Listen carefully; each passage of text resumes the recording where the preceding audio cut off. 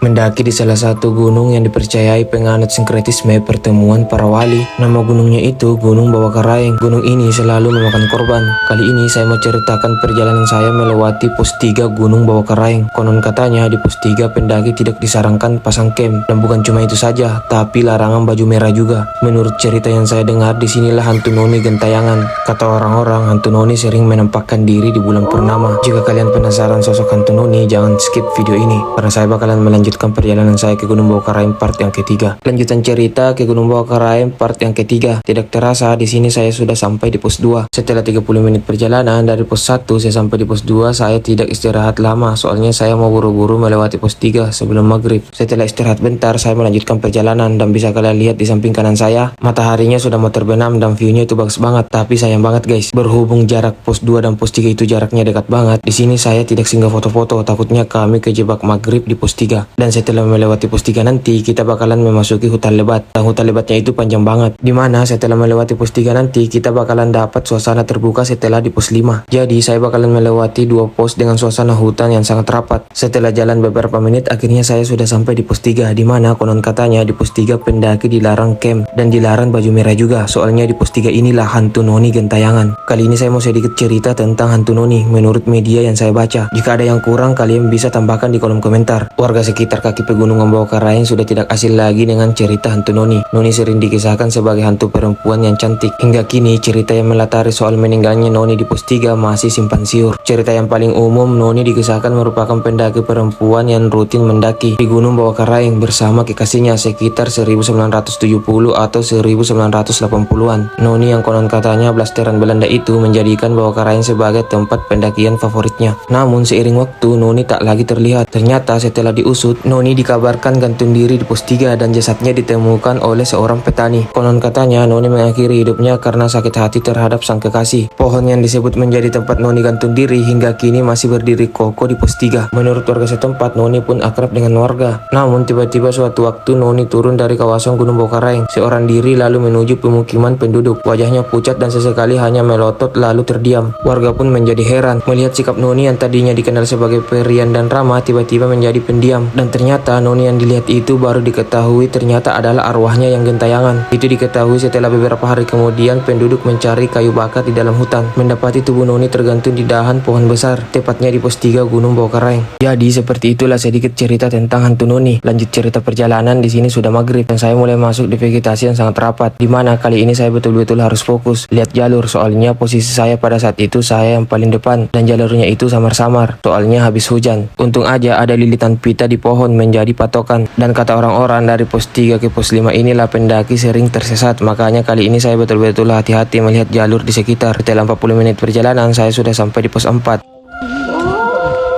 Sampai nih.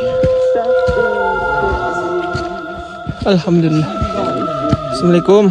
Dan saya sampai di pos 4, saya istirahat bentar dan ternyata di samping saya ada makam. Entah ini makam atau apa, soalnya bentuknya mirip kuburan. Tapi saya nggak sempat video. Tidak sempat sih, tapi takut. Setelah istirahat bentar, saya melanjutkan perjalanan ke pos 5. Dimana saya di pos 5 dikejutkan dengan mata air yang begitu keruh. Kok bisa ya musim hujan tapi airnya keruh? Berhubung videonya sudah terlalu panjang, kita bakalan lanjut cerita di part 4 ya.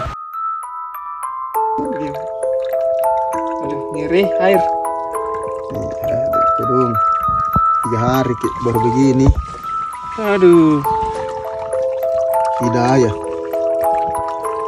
sumber air sudahkah? Oke.